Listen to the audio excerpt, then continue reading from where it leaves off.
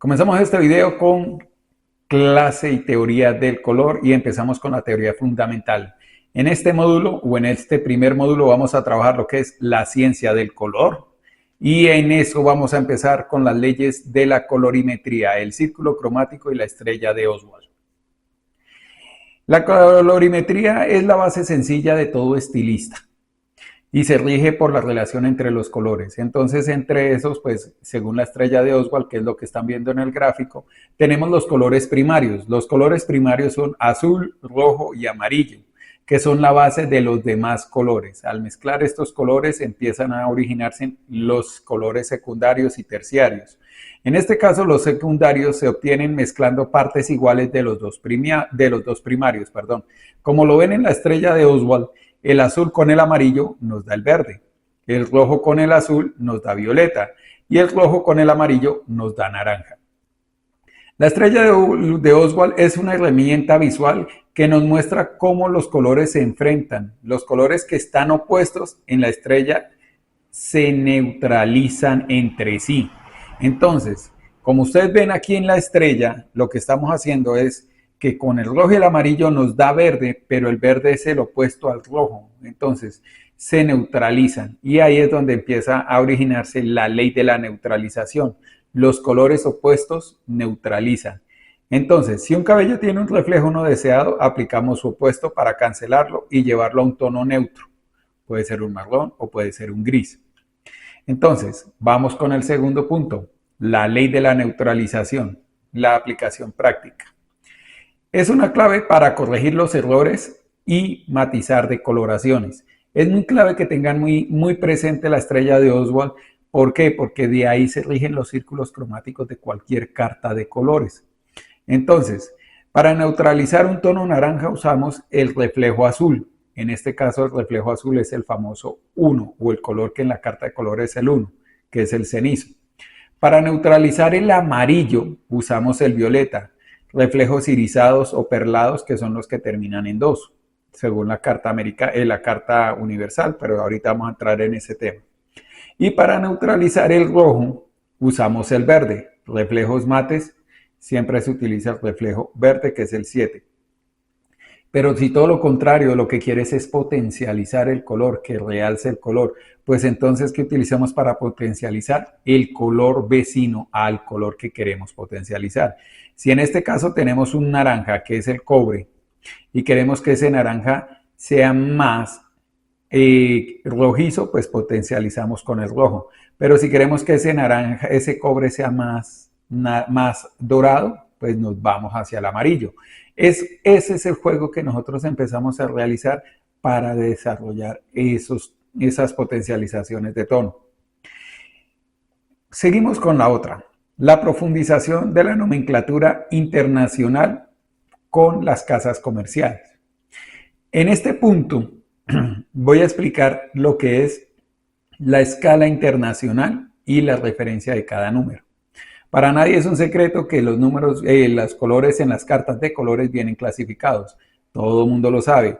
Negro es el 1, castaño oscuro es el 3, castaño medio es el 4, castaño claro es el 5, rubio oscuro es el 6, rubio medio es el 7, rubio claro es el 8, rubio extra claro el 9, rubio extra claro el 10 y los superaclarantes que entran a ser el 11, el 12 y el triple 0, que lo hay en ciertas marcas. En las cartas universales, no.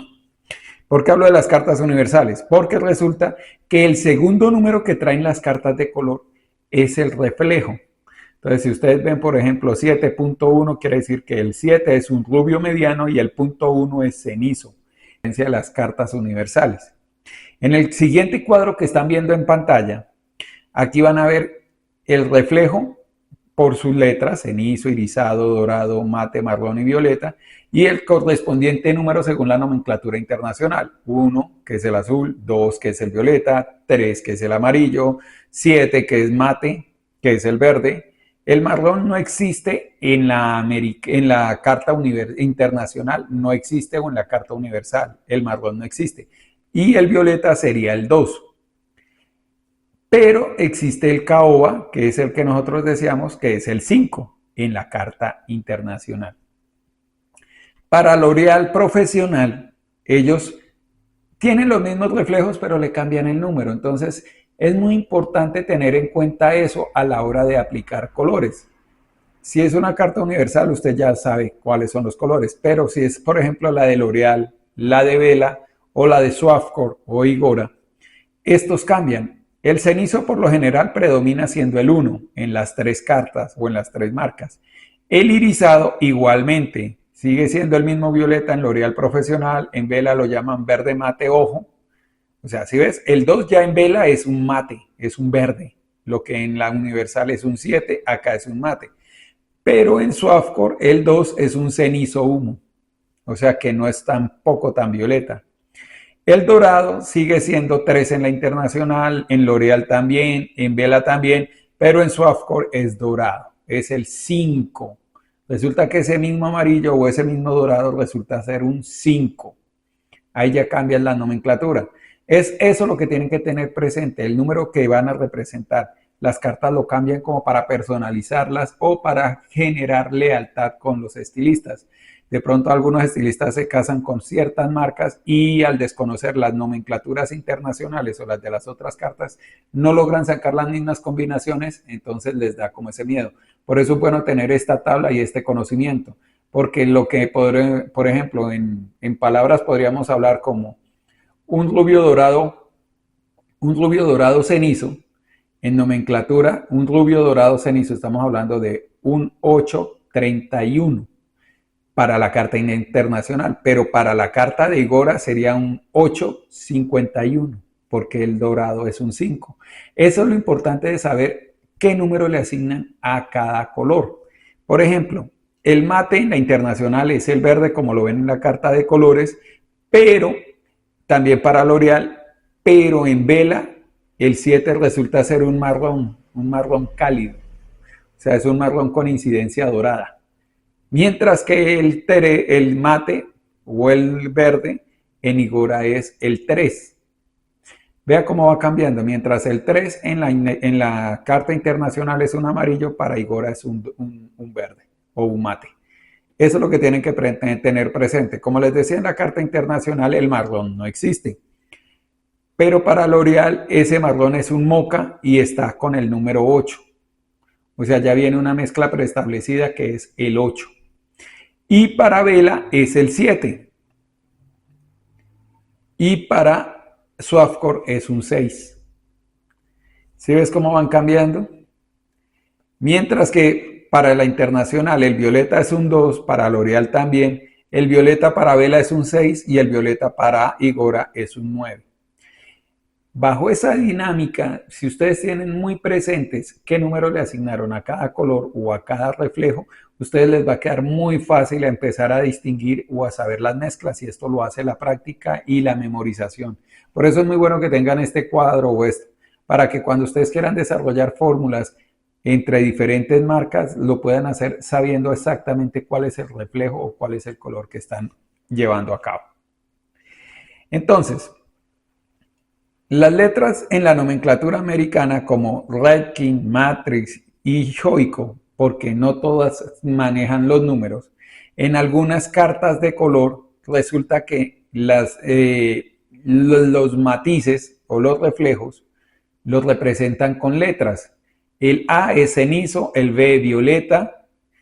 ¿Por qué? Porque A, ash, de cenizo en inglés, violeta, pues violet. La G, que es dorado, o gold, que es en inglés. C, que es copper, que es cobrizo, o sea, la C representa eso. La B, que es beige o brown, ahí hay que tener un poquito de cautela. Y N, neutral o neutro, que son los números, los naturales, los que terminan en 0. Entonces, ante este choque de Vela, es vital advertirle al alumno que en Vela o en Igora o en L'Oréal los números representan diferentes colores. Por eso es muy importante que la memoricen a la hora de identificar los tonos, a la hora de hacer formulaciones y mezclas, que eso lo vamos a ver mucho más adelante. Cuando hablamos de los reflejos dobles, ¿por qué lo hablamos de los reflejos dobles? Porque la mayoría de las cartas de colores solo traen 2 números. El primero antes del punto, que es el que nos indica el color. el color base, negro a rubio extra claro, del 1 al 10 o al 11. El segundo número es el reflejo, o sea, el que viene después del punto. Punto 1, cenizo. Punto 2, violeta, dependiendo de la carta de colores, como veníamos hablando. Pero hay números que vienen hasta 2 y 3 después del punto. Entonces, si viene, por ejemplo, un 9.11, ¿qué quiere decir? Que el primer número es un rubio extra claro, punto 1, cenizo, y si viene otro 1, cenizo intenso, o sea que tiene una fuerza de intensidad gris o de cenizo muy fuerte. Pero si hablamos de 9.01, ¿qué quiere decir? Que es un rubio extra claro natural con una carga muy suave de ceniza, porque es el tercer número, o sea, es el que menos porcentaje de intensidad tiene. Bajo esas premisas, pues ya sabrán cómo armar los colores. Por ejemplo, si yo veo un 9.51, rubio extra claro, si fuera en carta internacional, 5 es caoba, 1 es cenizo. Entonces sería rubio extra claro, caoba, con un leve reflejo de cenizo. Pero si ese mismo número lo vemos en la carta de color de Igora, quiere decir que es un rubio extra claro, dorado, con un leve reflejo cenizo. Tienen que tener muy importante, que es muy importante memorizar muchísimo la carta de colores. Ahora vamos a entrar con otra parte que es la anatomía profunda y el comportamiento de la melanina. Este tema también lo incluyo en esta parte. ¿Por qué? Porque más adelante ustedes le van a empezar a darse en cuenta, o cuando empecemos a entrar a hablar de los fondos de aclaración, por qué es tan importante saber qué tipo de cabello trabajamos y qué carga de melanina tiene. ¿Por qué? Porque la melanina para un colorista de élite en este año no es aplicar solo un producto, hay que entender la estructura, la arquitectura del cabello y su respuesta biológica a los químicos. Y entonces aquí entro a hablar de las partes del cabello. En este paso nos vamos a dar cuenta que el cabello tiene 3 partes. La cutícula, que es la armadura externa formada por células planas en forma de escamas como si fuera un pez. Esta tiene la función de proteger el interior. Si su cutícula está sana y cerrada, el cabello brilla, los procesos alcalinos como el tinte, el decolorante, la fuerzan para abrirse y que los pigmentos entren o salgan. Mientras el cabello esté en su estado de acidificación normal o en su pH, siempre va a estar sellada. Pero la función de la cutícula es proteger la estructura del cabello, la parte interna. El córtex o corteza representa el 80 o 90% del peso del cabello y su función es, en el color, es que ahí se encuentran las cadenas de queratina y la melanina. Todos los cambios de color permanentes ocurren es ahí, en el córtex, en la corteza del cabello. Si este córtex se daña, el cabello pierde elasticidad y se rompe. Por eso hay que ser muy cautelosos con los procesos de decoloración. La tercera parte es la médula. La médula es ese canal central, no tiene una función química conocida en el proceso de color, pero está presente sobre todo en los cabellos gruesos, es como la columna vertebral del cabello, es la que dicta el diámetro y el grosor del cabello. Entonces, ya entrando con las partes del cabello, entramos a hablar de la melanina. La melanina es el color natural del cabello determinado por 2 pigmentos que están alojados en el córtex. Entonces, la melanina se ubica en el córtex, pero hay 2 tipos de melanina. La eumelanina, que es granular, son pigmentos grandes, oscuros, negros o marrones oscuros. Son fáciles de degradar con una decoloración suave porque están agrupados. Son fáciles de decolorar. Pero, es la que más predomina en los cabellos oscuros, en los cabellos negros o castaños oscuros. Mientras que la feomelanina, que es el otro tipo de melanina, es la difusa. Estas son pigmentos mucho más pequeños, las moléculas son más pequeñas y los tonos son cálidos a rojos o amarillos.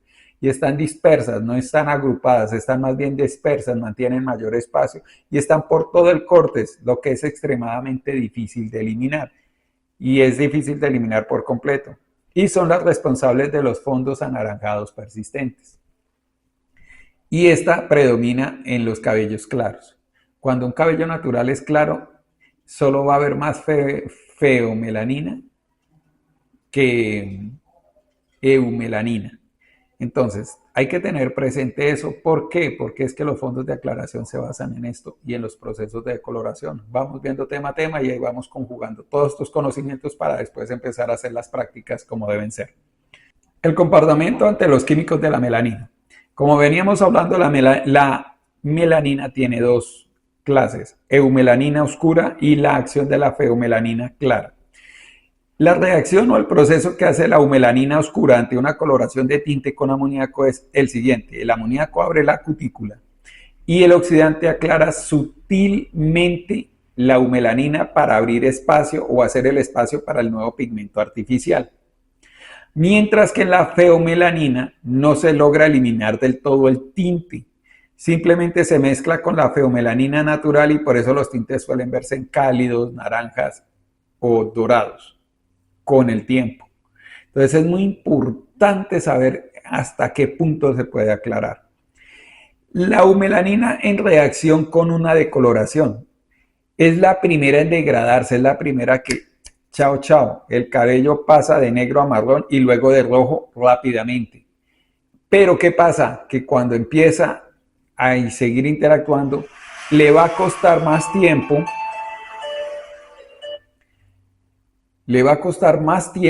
aclarar a la feomelanina. ¿Por qué? Porque esta es más resistente al oxígeno, debe trabajar más tiempo para romper estos pigmentos. Y si el proceso se detiene antes, el cabello queda naranja o amarillo caulla o amarillo huevo, que es cuando se puede matizar, se puede neutralizar, pero a la larga se va a disparar. Entonces,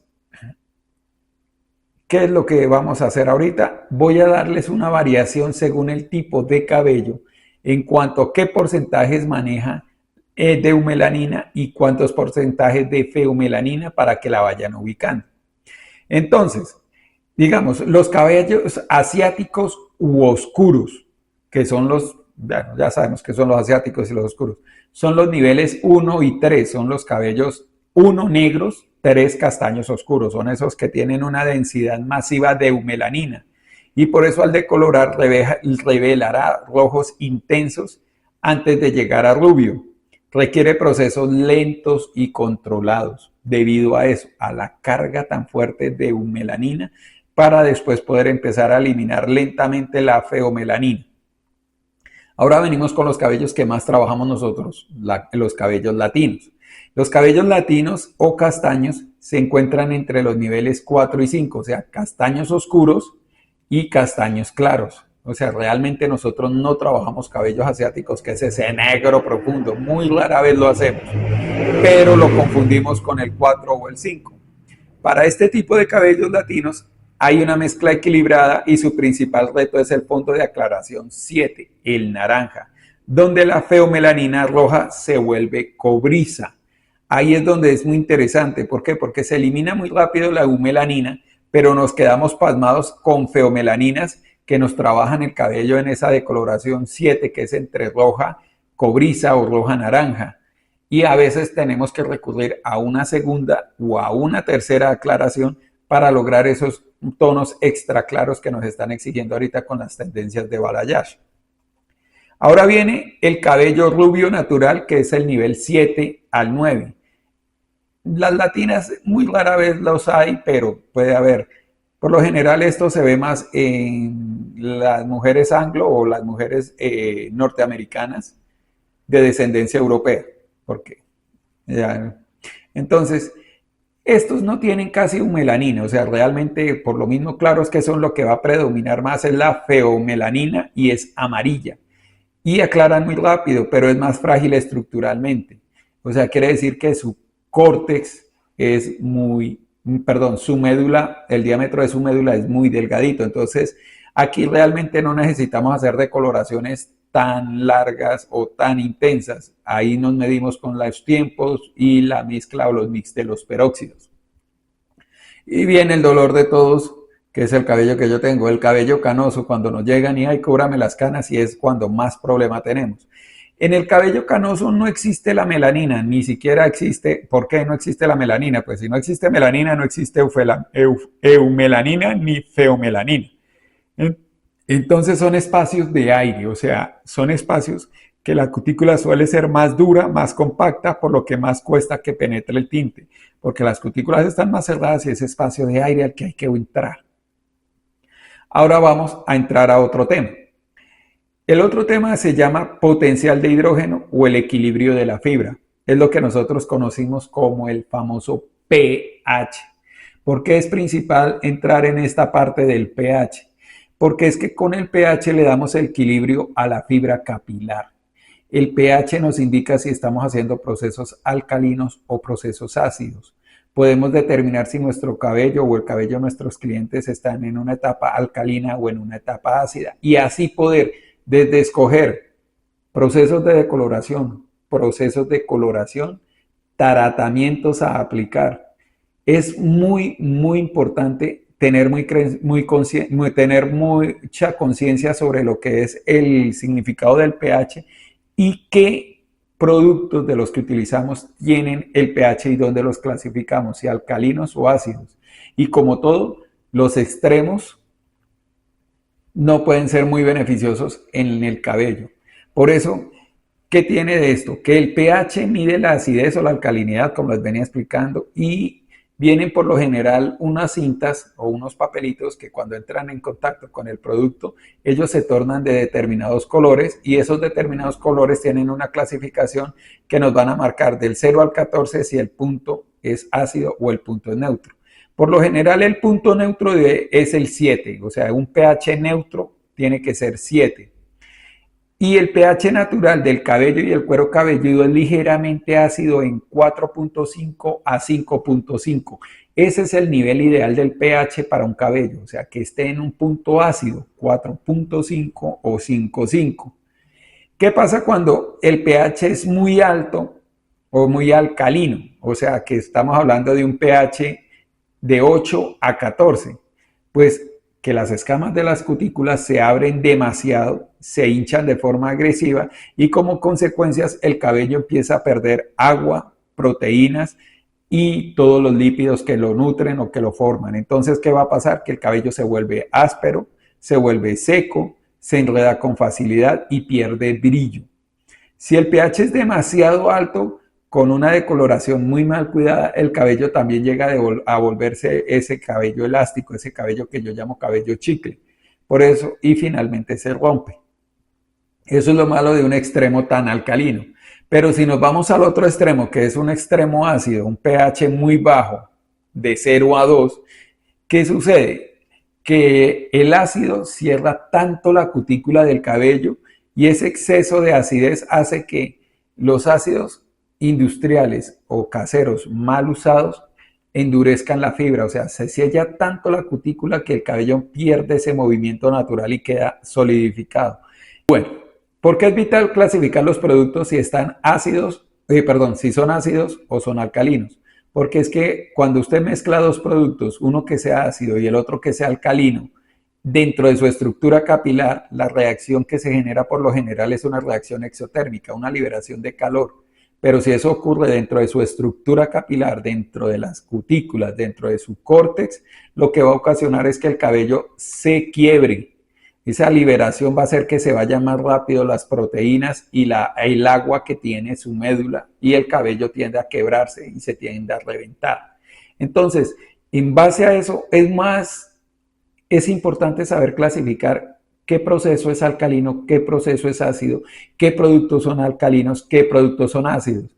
¿Para qué? Para que ustedes determinen cómo desarrollar o cómo llevar determinados procesos, bien sea para tintes, bien sea para decoloraciones, bien sea para lisos o queratinas, porque son lisos, así sean disque orgánicos o aminocomplex o aminoácidos o queratinas con principios activos de formol, carboxisteína o ácido glioxílico.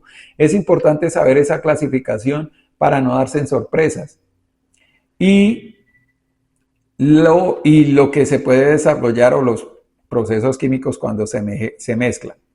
Entonces, aquí hice un cuadrito dentro de lo que más movemos nosotros. El primer producto que vamos a hablar es del decolorante. El decolorante es muy alcalino. El pH aproximado puede ser de 10 a 11. ¿Cuál es la función del decolorante? Hinchar la fibra para extraer la melanina. En pocas palabras, hacer que él abra cutículas y empiece a extraer toda la melanina, que empiece a cazar la eufomelanina y la feomelanina para que el cabello quede lo más claro posible, dependiendo nuestro propósito para la coloración. Después viene el tinte permanente. El tinte permanente también es alcalino y está dentro de un pH de 9.0 a 10.5. La función es abrir la cutícula para depositar el pigmento. Aquí viene algo interesante, el peróxido. El peróxido o activador. Resulta que el peróxido es ácido. Entonces viene la pregunta, si es ácido y el tinte es alcalino, ¿qué hace más daño? Depende cómo esté su cabello. Si está muy alcalino, pues obviamente lo beneficioso sería un peróxido para equilibrar.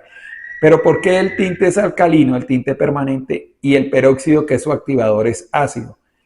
Pues bueno, el peróxido tiene una pH aproximado de 2.5 y de 4.0. Aunque es ácido, su función es oxidar y activar al alcalino. En pocas palabras y muy folclóricamente, cuando yo mezclo el tinte con el peróxido, se desarrolla una reacción exotérmica. Por eso a veces, ay, yo le siento eso frío, ay, hay que ponerle un poquito de calor. Resulta que cuando se reacciona eso dentro de la mezcla, esa reacción de calor al momento de mezclar el peróxido con el tinte en el bol, es un calor que a veces no alcanzamos a percibir, pero en el proceso de aplicarlo en el cabello, con eso tenemos ¿para qué? Para que esa reacción exotérmica que generó el peróxido con el tinte abran las cutículas y empiece a actuar la pigmentación artificial sobre la melanina, o sea, empieza a eliminar melanina y empieza a fusionar el nuevo color. Es por eso que el peróxido es ácido. Después vienen los champuses de limpieza profunda. No todos los champús son iguales. Por eso los champús que utilizamos para hacer procesos de lisos, bien sea queratina, bien sea con formol, formaldehído, carbocisteína, aunque todas esas están ya vetadas, o las queratinas hidrolizadas, el champú de limpieza profunda es alcalino. ¿Por qué? Porque abre las cutículas, elimina todos los residuos metálicos que contiene el tinte, que contiene la estructura del cabello, residuos de tintes o tratamientos. Entonces el 6.5 es el nivel del champú de limpieza profunda o 7.5. Abre muy suave para limpiar los residuos. Ahora seguimos con los champús post-color y ahí también entran los acondicionadores. ¿Cuál es la función de los champús post-color? La función de los champús post-color es cerrar cutícula. ¿Para qué? Para sostener el color que se aplicó en el cabello. Cuando se hace un proceso de decoloración, cuando se han abierto las cutículas, estas ya no vuelven a cerrar en un 100%. Se abre la cutícula en el proceso de coloración, hacemos el depósito de color y ahí tratamos de cerrar con tratamientos ácidos y obviamente el champú post-color. El champú post-color tiene que ser ácido, por eso se recomiendan tratamientos para que se mantengan las cutículas cerradas y no haya esa fuga de color y no se termine oxidando o disparando, entre comillas, el color. Por eso es muy diferente el champú post-color a los champús con reflejo matizante. Es muy diferente, por eso nosotros recomendamos más champús post-color o acondicionadores que nos sellen la cutícula para que el color se preserve más tiempo y por eso recomendamos que se bañen con agua fría. La dinámica es que las cutículas se cierren para que no haya fuga del pigmento artificial. Los champús post-color por lo general tienen un pH entre 4.0 y 5.0. Como les explicaba, sellan cutículas para fijar color y baja la inflamación o la dilatación de la que sufrió el cabello por la decoloración o por el tinte. Después vienen los famosos matizadores ácidos o toners, que son los que le aplicamos mascarillas o reflejos al cabello cuando ¡ay, se me está colocando muy naranja! Usa tono sobre tono. Ese tipo de matizadores tienen una carga totalmente ácida y están entre un 5.5 y un 6.5. Aportan color sin dañar cutícula. Pero tengo que aclarar que esos tonos sobre tono, que son los famosos tonos sobre tono cenizo, violeta, bueno, hay diferentes marcas. En Colombia está Naisan. Eh, bueno, cada casa tiene sus reflejos. Son esas mascarillas que por lo general tienen un pigmento violeta, azul, y son los que bajan el tono de naranja cenizo, pero si se matiza demasiado hay una sobrepigmentación y se modifica muchísimo el color. Entonces, en estos prácticamente lo que hacen es depositar color sin dañar cutícula. Y aclarando lo que les venía diciendo, no tienen la misma pigmentación que un tinte. A veces es mejor hacer un baño de color con un tinte demipermanente que hacerlo con un matizador, pero bueno, entre gustos hay disgustos, eso ya cada quien lo hace. ¿Qué pasa cuando los peróxidos o las aguas oxigenadas o los peróxidos son de alto volumen? Simplemente que a mayor volumen la reacción de oxidación es más rápida y violenta. Se genera una mayor apertura de cutícula y una degradación más agresiva de la queratina. ¿Pero por qué? Por su carga de oxígeno. Eso es lo que pasa.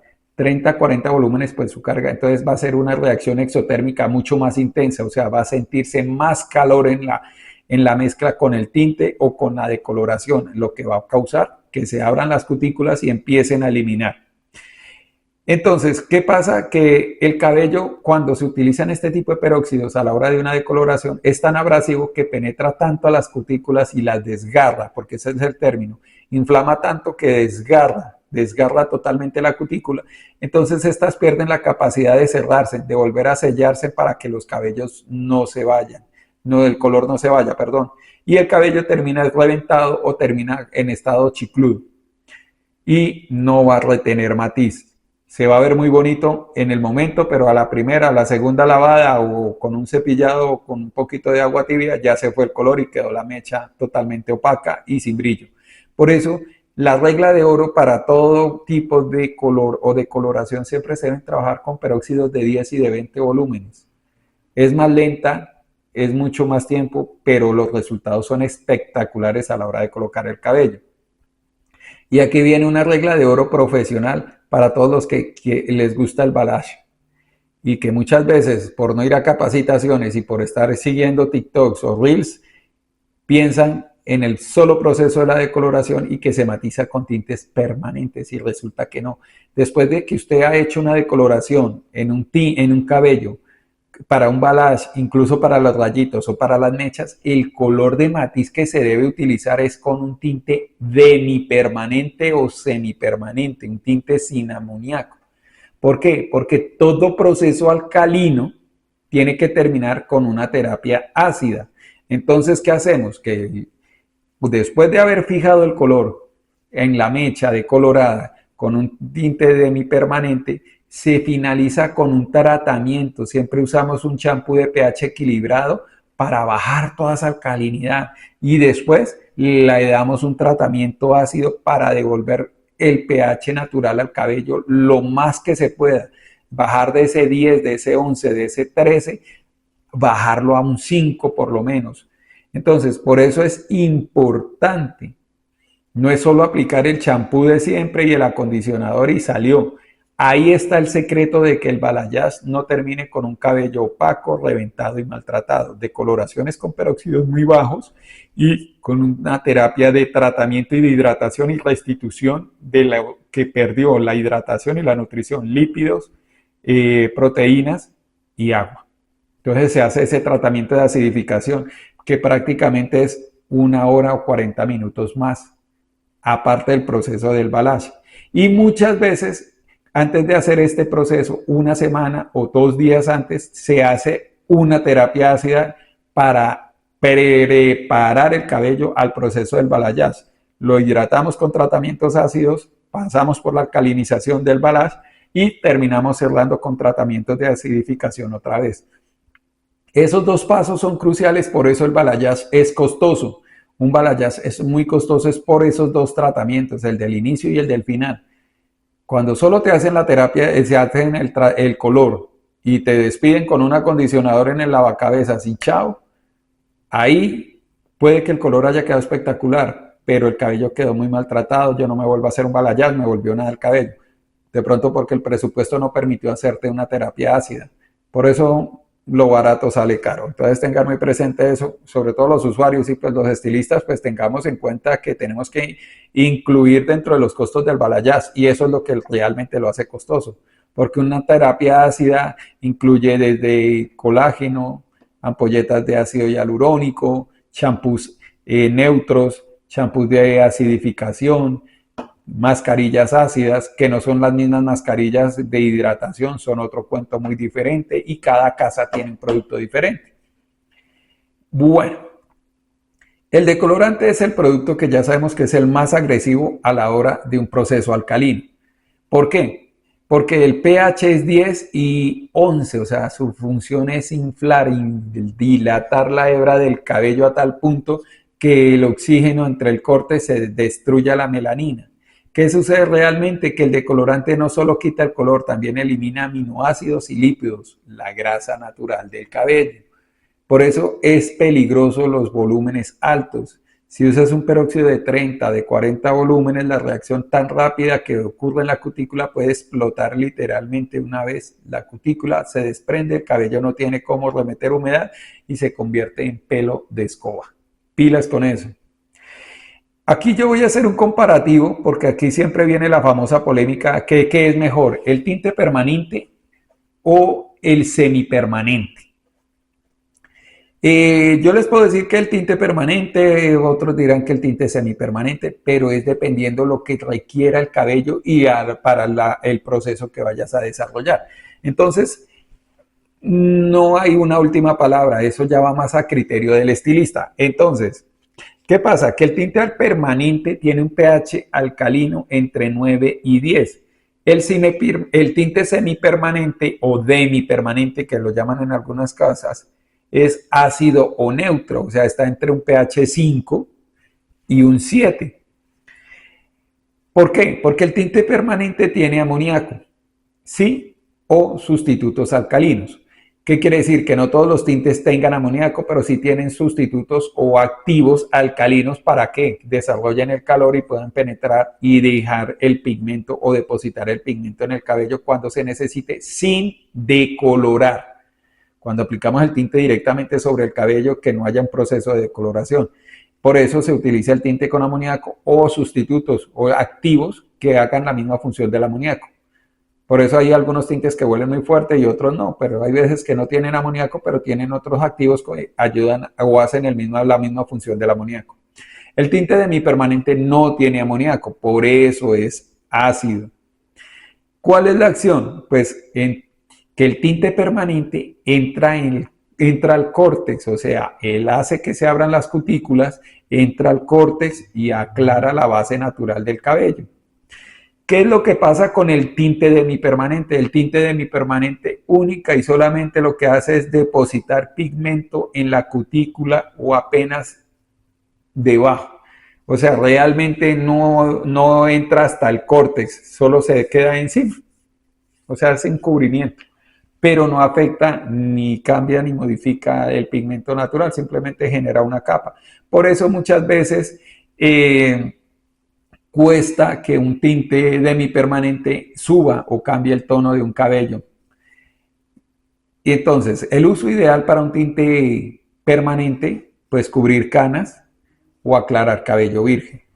Mientras que un tinte demipermanente sirve solo para matizar un balayage, las mechas, dar brillo, refrescar color o dar ese tono pastel a los colores medios. Y la duración, pues el tinte es permanente, o sea, el permanente es definitivo, o sea, la única modificación que va a haber es cuando crece la raíz o la oxidación por agua, luz, sol, champús o factores externos, pero al muy largo plazo. Mientras que el tinte demipermanente se va desvaneciendo, se va cayendo del cubrimiento, o sea, ese cubrimiento, esa película que cubrió el cabello se va desgastando y se va perdiendo con las lavadas, y aproximadamente por lo general dura 24 lavados o lo que llaman 2 o 3 meses. El debate, como siempre, cuál es bueno y cuál es malo. Bueno, simplemente podemos decir que tienen funciones diferentes. Eso tenemos que tenerlo muy en claro. El tinte con amoníaco o sin amoníaco, o el tinte permanente o demipermanente, tiene diferentes usos o funciones distintas dependiendo del requerimiento del estilista. Pero lo bueno del tinte con amoníaco es que es un gas que se evapora muy rápido, es muy eficiente para abrir cutícula y permite que el color dure mucho más tiempo, y es el primordial o es el mejor para cubrir las canas rebeldes. ¿Qué es lo malo? A veces su olor, algunas casas, y lo que le digo, reemplazan el activo del amoníaco con otro tipo de productos que hacen la misma función y no es tan fuerte el olor, pero lo único malo es el olor y puede irritar ciertos cueros cabelludos que son muy sensibles o muy delicados. Si se usa muy mal, por un diagnóstico equivocado, lo que sí puede reaccionar es que se reseque la fibra, o sea, alcanza a deshidratar un poco la fibra. Los tintes sin amoníaco tienen un compuesto que se llama MEA, que se llama monoetanolamina. Ese es el principio activo, mientras que el principio activo del tinte permanente es el amoníaco. El principio activo del tinte sin amoníaco es la voy a decirlo despacio, monoetanolamina, en 3 siglas MEA, monoetanolamina. ¿Qué es lo bueno? Que no tiene olor y suele contener aceites y se percibe como más natural o más amigable con el cabello. Lo malo, que como no tiene amoníaco, pero usa la monoetanolamina, es una sustancia líquida que no se evapora, sino que no se evapora, simplemente queda ahí en el cabello, porque como eso cubre el cabello, si no se lava correctamente al momento de haber hecho el tinte y retirar ese residuo, ese producto MEA o la monoetanolamina queda en el cabello trabajando a largo plazo. Ese compuesto va a seguir actuando en el cabello hasta llegar a un punto de lastimarlo. Conclusión técnica, pues no es que uno sea mejor que otro. Para un balayage sería ideal un tinte sin amoníaco, y estoy hablando del cabello que ha sido procesado por decoloración. Pero si es para cubrir unas canas, pues obviamente me voy a ir por un tinte permanente. Entonces, es la función o el uso que le quieras dar. Si tú quieres aclarar un cabello natural, pues obviamente voy con un tinte permanente, porque se tiene el amoníaco para aclararlo cuando no quiero usar decoloración. Entonces ya tienen muy presente y tienen muy cuál es el principio y para qué es cada uno. Esta es la clase de hoy, este es el módulo 1. Próximamente empezaremos con el módulo 2 y iremos profundizando. Vamos a empezar de lo básico para ya después empezar allá a lo que todos quieren. Tener un cabello, una cabeza donde colocar aluminios, pero cómo se hace el cardado, cómo se hace el balayage, cómo se hacen las mechas, cómo decoloro, cómo neutralizo. Pero si no empezamos a dominar los conceptos básicos, va a ser muy complicado llegar a la parte. Entonces, para poder correr tenemos que aprender a gatear, y después de aprender a gatear, a caminar, y después de caminar trotamos, después acondicionamiento físico para correr, y después ahí sí hacemos los maratones de 2, 9 y 12 horas, o de 8 o de 6 horas, que son los rayitos, las mechas y el balayage. Cada cosa a su debido proceso. Muchas gracias, los estaré viendo en una próxima y hasta luego.